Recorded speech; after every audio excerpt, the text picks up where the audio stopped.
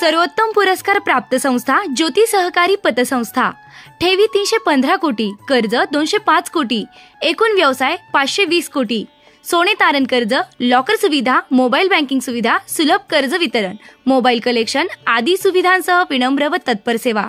महाराष्ट्रातील एक अग्रगण्य संस्था ज्योती सहकारी पतसंस्था कोपरगाव।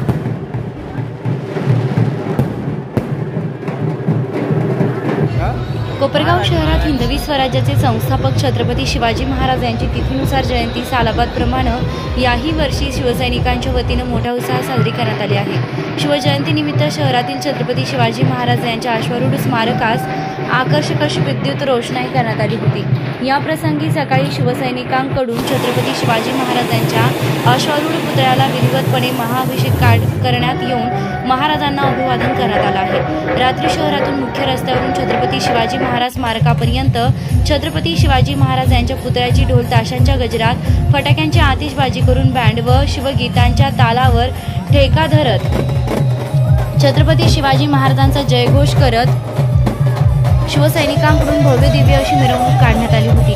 सदर मिरवणुकीत छत्रपती शिवाजी महाराज यांची वेशभूषा धारण केलेला तरुण, आदिवासी नृत्य, हलकडी, संबळ, लाठीकाठी, मैदानी खेळ व फायर शो हे आकर्षणाचं केंद्रबिंदू ठरले आहे। नेत्रदीपक व डोळ्यांचे पारणे फेडणाऱ्या या फायर शोमुळे छत्रपती शिवाजी महाराज स्मारक परिसर यावेळी उजाळून निघाला होता।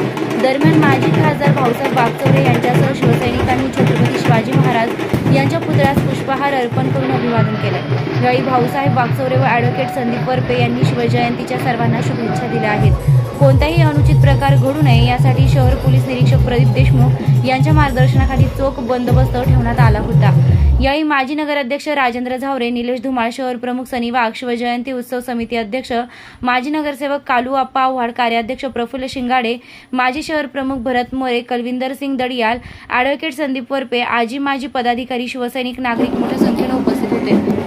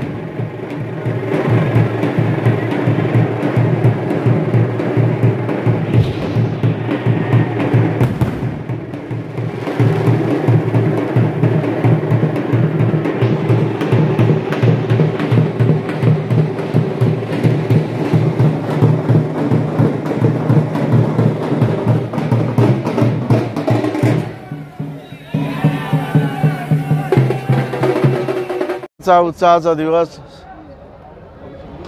आज अत्यंत आनंदाचा उत्साहाचा दिवस, शिवजयंतीचा दिवस. आणि म्हणून या शिवजयंतीच्या निमित्तानं तमाम जनतेला, तमाम सर्व शिवसैनिकांना मी मनापासून शुभेच्छा देतो. आणि आज ही ऊर्जा घेऊन येणारी लोकसभा, येणाऱ्या विधानसभा आणि ज्या काही पंचायत राजच्या निवडणुका असतील त्या सर्व निवडणुका आता जिंकण्यासाठी आपण सर्वजण तयार झालेलो आहोत. आणि महाराजांची प्रेरणा, महाराजांचे आशीर्वाद घेऊन सुरू करूया, लागूया कामाला. साथीला आहेत राष्ट्रवादी, काँग्रेस या सर्वांच्या विकास आघाडीच्या युतीतून निश्चितपणानं ही विजयश्री आपण खेचून आणू असा निर्धार आम्ही या ठिकाणी करत आहोत, केला आहे.